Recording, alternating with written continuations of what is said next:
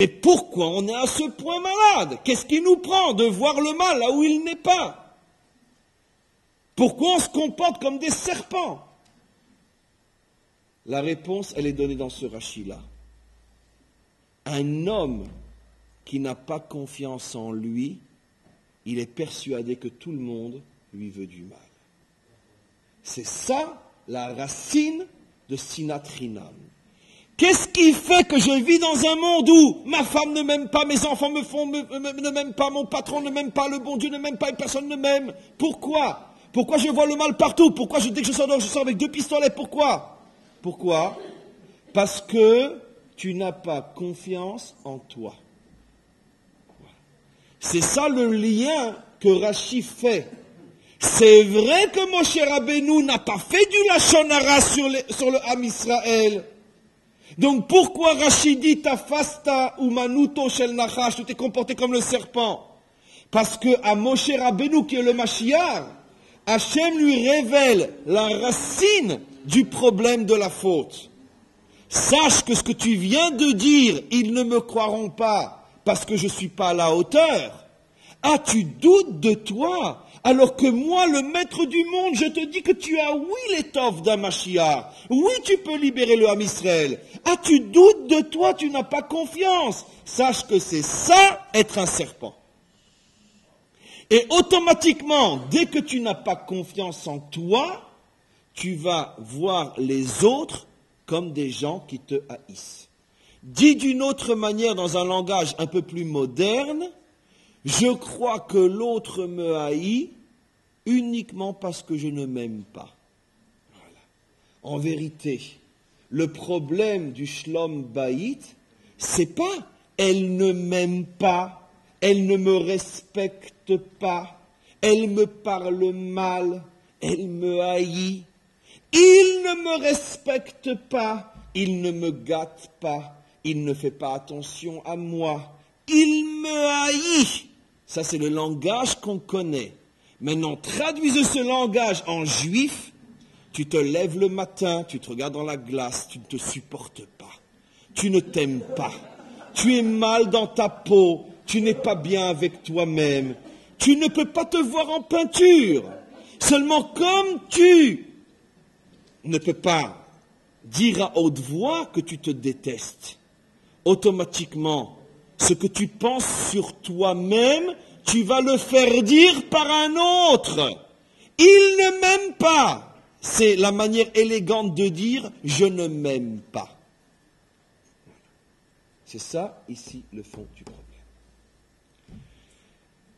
Donc on pourrait bien sûr se poser la question, à partir du moment où on a compris que tout démarre avec soi-même, automatiquement, on arrive à un nouveau problème avant de boucler la boucle. Et pourquoi on ne s'aime pas? Alors on peut dire, je ne m'aime pas parce que je suis petit, j'aurais voulu être grand. Parce que je suis grand, j'aurais voulu être plus petit. Parce que je suis trop gros, trop mince, pas beau, j'ai le nez ici, alors j'aurais voulu là, etc. Donc, il y a 1000 raisons qui font qu'on ne s'aime pas. On ne s'aime pas parce qu'on ne gagne pas autant d'argent qu'on l'aurait voulu, on ne s'aime pas. Mais Kitsour, vadaï qu'on a 1001 raisons de ne pas s'aimer. Bien sûr. J'ouvre juste une petite parenthèse. D'après ce que je dis, quelqu'un qui est très très très orgueilleux et très imbu de soi-même, je suis le plus riche, le plus beau, le plus intelligent. Je ne comprends d'ailleurs pas comment c'est possible que vous ne le voyez pas. Ça crève les yeux. Quand je suis dans la rue, je suis étonné que les gens passent devant moi sans s'arrêter, sans prendre des photos. C'est pas normal, quand même. Un homme comme moi, c'est pas possible. Ce genre d'homme, en principe, il devrait avoir une paix extraordinaire chez lui. Puisque, s'aimant, automatiquement, il va voir que tout le monde l'aime. D'après ce qu'on explique. Or, on sait que s'il y a bien un endroit où ça ne marche pas du tout, c'est avec ce genre d'homme ou ce genre de femme. Donc apparemment, la réponse, elle est évidente. Et c'est le début de la réponse que je cherche. Quelle est la différence entre la confiance en soi, le bitachon atzmi en hébreu, et l'orgueil. Quelle est la différence fondamentale entre les deux? Pourquoi la seule guérison possible, c'est avoir une très très grande confiance en soi? Et pourquoi l'orgueil, lui, est le pire des défauts? On dit sur l'orgueilleux que Hachem lui-même dit, il n'y a pas de place pour toi et moi dans ce monde. Ou c'est toi ou c'est moi. Ce n'est dit sur aucun autre défaut. Bon, à part l'orgueil qui fait partie de à part la colère, qui est, on pourrait dire, une dérivée de l'orgueil. Mais à part l'orgueil ou la colère, qui sont la même chose, comme on le sait, sur aucun autre défaut, Hachem dit, ou c'est toi ou c'est moi, on ne peut pas vivre tous les deux ensemble. Pourquoi l'orgueil est le pire des défauts? Quelle est la différence fondamentale entre l'orgueil et la confiance en soi? En vérité, l'orgueil est l'expression la plus grande de la haine de soi. C'est pourquoi? Parce que quelqu'un qui est bien avec lui-même, quelqu'un qui est en paix avec lui-même, qui est heureux à l'intérieur de lui-même, qui se fait confiance et qui a confiance en lui, il n'a pas besoin de montrer à l'extérieur ce qu'il est, il n'a pas besoin de le crier sur les toits, il n'a pas besoin de le montrer. Quelqu'un qui constamment est en train de faire attention à comment on le regarde, qu'est-ce qu'on va penser de lui, qu'est-ce qu'on va dire de lui, c'est ça l'orgueil. Ça prouve qu'il est tellement pas sûr de lui qu'il a besoin d'assurance. Il a besoin de chercher chez les autres une assurance. Et donc, d'une certaine manière, il ne se supporte tellement pas qu'il a besoin de se créer une image qui est complètement fictive, une image sur laquelle les autres apportent leur signature, et si les autres le trouvent beau, intelligent, fort, etc., alors c'est ce qui lui permet de se créer une fausse image de lui-même pour ne pas voir la vraie, la laide, ce qu'il est véritablement. En vérité, l'orgueilleux et le déprimé, ou l'orgueilleux et le mal dans sa peau, c'est le même homme. Simplement que l'orgueilleux, il joue un jeu par rapport aux autres pour se créer une nouvelle identité, pour fuir la première, sa véritable identité qu'il ne supporte pas. Et le déprimé, le mal dans sa peau, c'est celui qui n'a pas la force de jouer la comédie à l'extérieur, donc il reste uniquement avec lui-même et il ne se supporte pas. Mais d'où ça vient cette notion? Pourquoi on est mal avec soi-même? Et ne me dites pas, moi je ne suis pas mal avec moi-même, parce que d'après ce qu'on a expliqué, on a un élément, on a une preuve irréfutable pour savoir si on est bien avec soi-même ou non. Si on a des problèmes de couple, et tout le monde en a d'une certaine manière, c'est la preuve absolue qu'on ne se supporte pas, d'après ce qu'on a expliqué. Donc, comme tout le monde a des problèmes de couple, et la preuve, c'est qu'une fois de plus, on fait un cours sur le Shlom Bayit, ce qui veut dire donc que personne ne se supporte. Au moins on sait. Et pourquoi on ne se supporte pas? Pourquoi on ne se supporte pas? Pourquoi?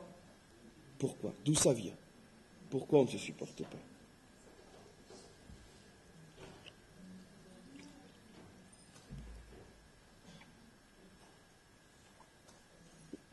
Deux raisons. La première, c'est un mot. Ce mot, il s'appelle Emouna. Mais plus que Emouna classique, la Emouna, c'est-à-dire la foi dans la Hashgacha pratit, la foi dans la providence, et j'explique. Pourquoi je ne me supporte pas? Je vais donner des exemples. Je suis trop gros, je suis trop petit, je suis trop grand. Je suis moins intelligent que mon voisin, je suis moins riche que mon voisin. Lui, il a la chance, il a un appartement à lui, moi pas encore, etc. On a tous 1001 raisons d'avoir des griefs contre soi-même. Comme j'expliquais, ces griefs contre soi-même, on va après les voir chez l'autre. Mais on a des griefs contre soi-même. Et pourquoi, après tout, ça nous dérange d'être comme on est? Pourquoi? Pourquoi ça nous dérange d'être comme on est?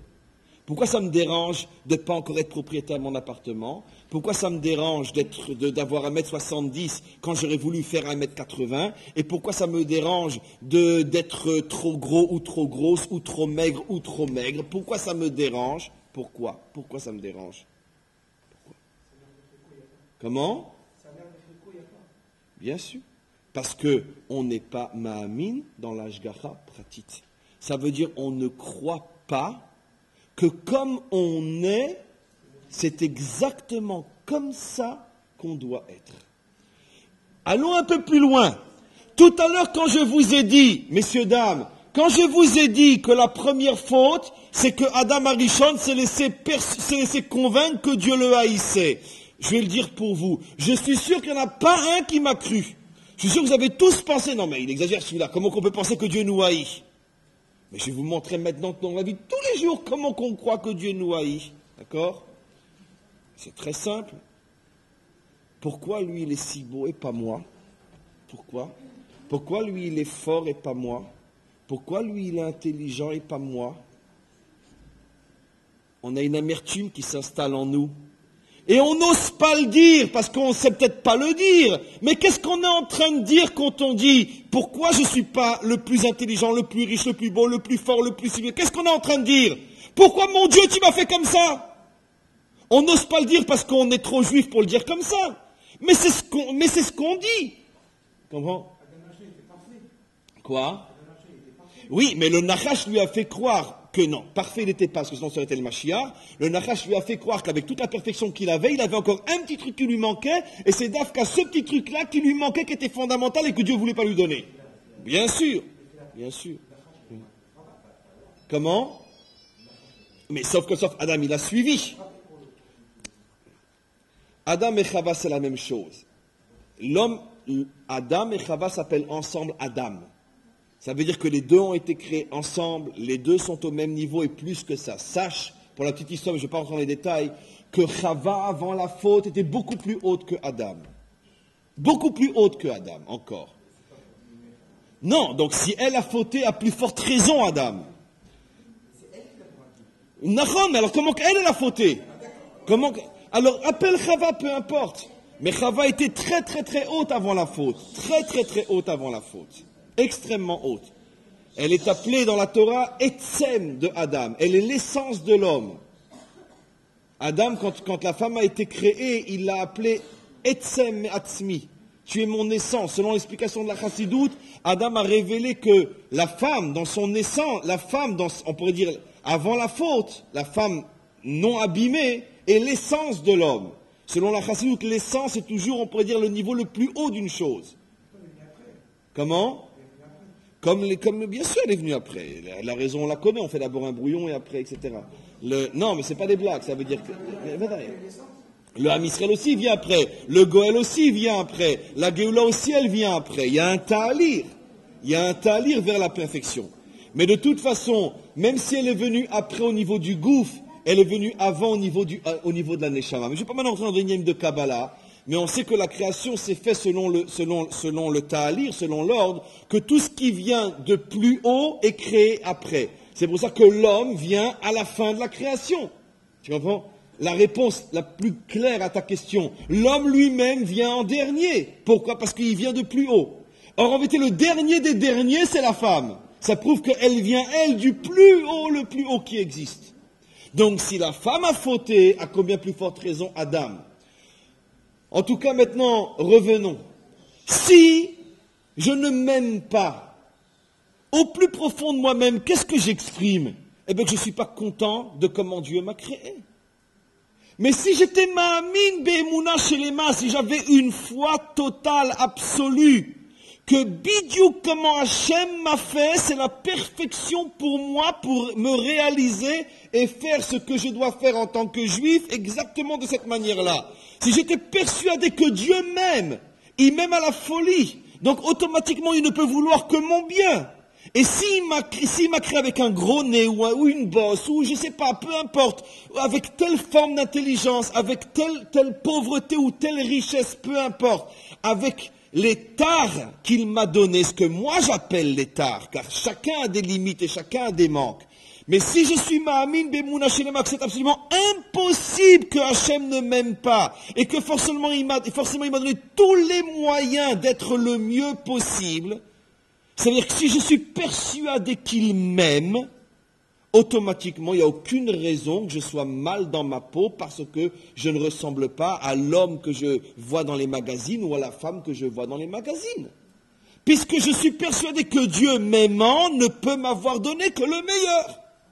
Donc, qu'est-ce qui fait que je suis mal dans ma peau? Eh bien, pourquoi je suis mal dans ma peau? Parce qu'au plus profond même, je suis persuadé que Dieu ne m'aime pas. Et parce qu'il ne m'aime pas, il m'a créé avec un gros nez. Et à chaque fois que je me regarde dans la glace, je vois un gros nez, j'ai honte et j'ai peur de sortir. D'accord? Voilà.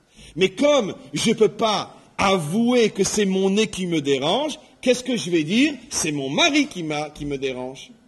C'est comme ça que ça fonctionne. Donc comment qu'on s'en sort? On s'en sort avec le sod de la Hashgacha Pratit. Comment qu'on répare dans un couple tous les problèmes? En commençant à faire rentrer dans sa propre vie, indépendamment de sa femme, indépendamment de son mari, on fait rentrer dans sa propre existence une émouna totale que ce que je vis est le bien absolu. Vous me direz, mais comment je peux arriver à dire que ce que je vis est le bien absolu alors que d'abord on est en exil, le Mashiach n'est pas encore là, et puis il y a des tas de choses autour de moi qui ne tournent pas rond, et puis c'est vrai que j'ai un gros nez, et c'est vrai que je suis pas beau, et c'est vrai que je suis pas intelligent, et c'est vrai, tout est vrai. Alors comment je peux me dire que Dafka, dans, pas le Tanya du jour, mais c'est plus ou moins les passages qu'on apprend dans le Tanya en ce moment, pour aller très très vite, pour expliquer comment la réponse se trouve d'une manière aussi providentielle dans les Tanya qu'on lit en ce moment, dans la section du jour qu'on lit en ce moment, le Baal Tanya pose une question. Après avoir expliqué que pas tout le monde peut être un tzaddik, et qu'il y a des juifs, et il ose même dire la majorité des juifs, qui jusqu'à la Géoula ne pourront jamais arriver à vaincre complètement leur Yetzer Hara, et ils seront constamment en train de se battre avec lui, et ils n'auront jamais de repos, et dès qu'ils lâchent prise, le Yetzer Hara reprend le dessus, et tout ce qu'ils ont acquis, ils peuvent tomber, il n'y a jamais Bekitsur d'acquis. Et ça, dit le Tanya, c'est pas la faute aux Juifs, c'est parce qu'il a été créé comme ça, pour avoir un Yetzer Tov ou un Nefesh Eloki, peu importe, qui n'est pas suffisamment fort pour transformer totalement son Yetzer Hara comme le font les grands tzadikim, le Baal HaTanya lui-même pose la question.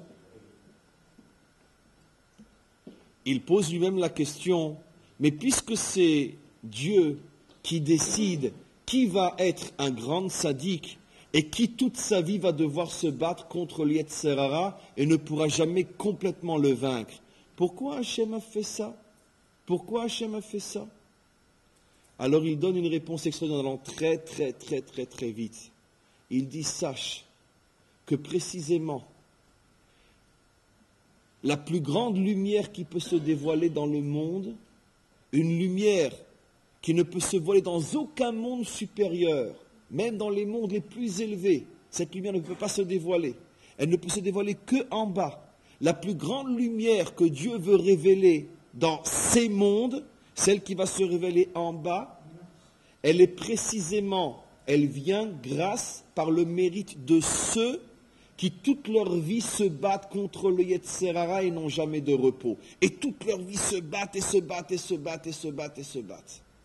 Le Baal HaTanya explique qu'à partir du moment où un homme arrive à soumettre le Yetzer Hara et à obliger le Yetzer Hara à servir Hachem, même s'il ne le veut pas vraiment, ce qu'on appelle la avoda de Hitkafia, de soumettre le Yetzer Hara, par cette soumission-là, l'homme arrive à dévoiler dans ce monde une lumière inimaginable qui se dévoilera complètement à nos yeux au moment de la délivrance finale.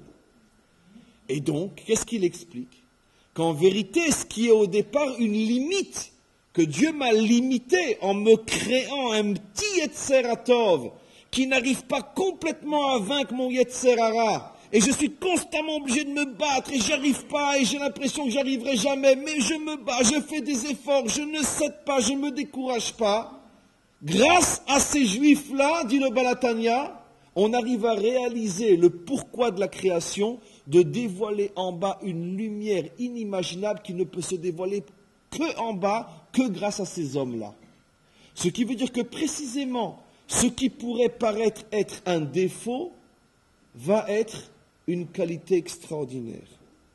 De la même manière, toutes ces tares, tous ces défauts que j'ai qui font que je ne suis pas bien dans ma peau, si je m'en accommode, et si je comprends que si je suis comme ça, c'est que forcément c'est pour mon bien, et que Hachem me demande de vivre et de le servir et d'agir dans ce monde tel que je suis, avec les forces qu'il m'a données, et de faire le meilleur possible, de donner le meilleur de moi-même, comme je suis, et ne pas constamment rêver, aspirer à être un autre que soi-même.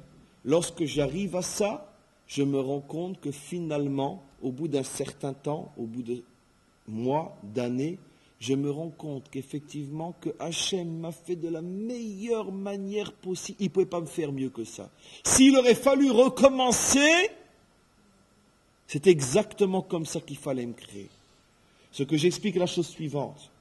Tout celui qui prend la peine d'arrêter de se plaindre et de se dire une fois pour toutes, comme je suis pour le mieux, et c'est comme ça que je veux vivre, et je sors, j'arrête de fantasmer sur ce que j'aurais pu et ce que je n'ai pas été, ce que j'aurais voulu et ce que je n'ai pas voulu, etc. Je suis comme je suis, et comme ça je vais me réaliser, comme ça je vais donner le meilleur de moi-même. On se rend compte, effectivement, que Hachem est parfait et qu'il nous a créés à la perfection, et on arrive à dévoiler des choses extraordinaires en soi. Et à partir du moment où on fait la paix avec soi, automatiquement on fait la paix avec le monde qui nous entoure. Pourquoi? J'avance un petit peu maintenant. Vous avez encore quelques minutes?